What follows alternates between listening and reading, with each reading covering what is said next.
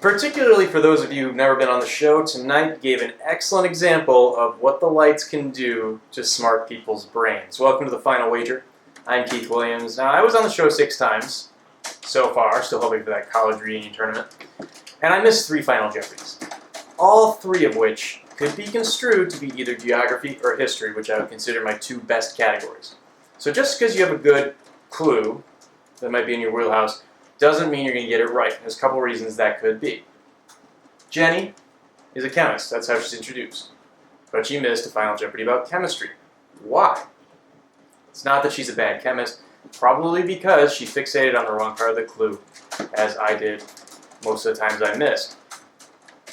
She probably saw one of 6 noble gases and highest scoring Scrabble word and thought, well, xenon starts with an X, that's 8 points. That's got to be it. Completely missing the part that said the longest name.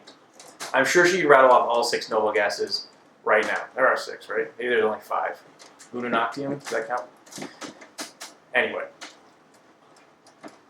I did the same exact thing in my Final Jeopardy, where the category was U.S. islands, and I totally forgot about that and put the name of a city instead. Dumb, dumb, dumb. But it doesn't make me dumb, doesn't make her dumb, it just was a brain fart. Anyway, what should our players have wagered? Heather and Kathy separated by just 200, thanks to a big swing on that last clue. 1,600 down for Heather, up for Kathy. If Kathy doubles up, she'll have 14,400, so Heather will want to wager 7,000. If she's wrong with that, she'll be left with 400, so Kathy can wager up to 6,800, and Jenny can wager up to 3,800. Jenny doubles up, she'll have 8,400, so Kathy, to cover that, will need to wager 1,200. And Heather could wager 1,000. I don't really like that wager, but whatever. Kathy's wrong. She'll be left with $6,000 exactly. That's 1,800 for Jenny. And if Heather's wrong with that little wager, it's going to be 6,400. Might as well make that 2,200. Why not? Always on the safe side here.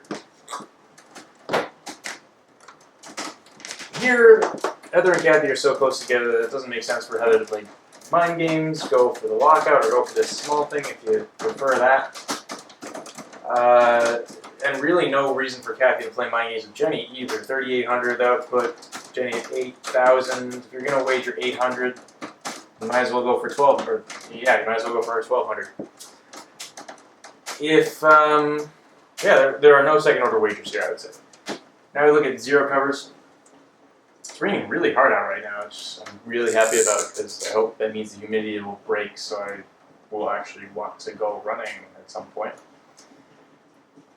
Instead of forcing myself, these 2 are separated by 200, 200, 400, nothing we can do there. These 2 are separated by 3,000, so I'll make this a minimum, and 3,200, might as well make that the minimum. So a nice tight range for Jenny.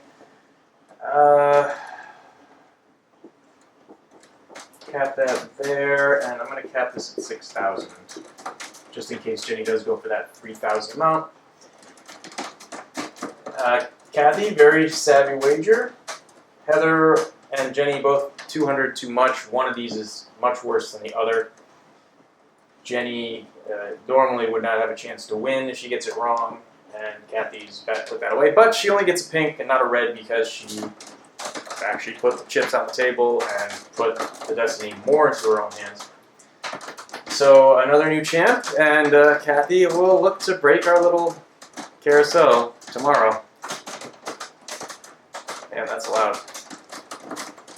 And I hope you'll join me then on the Final Wager.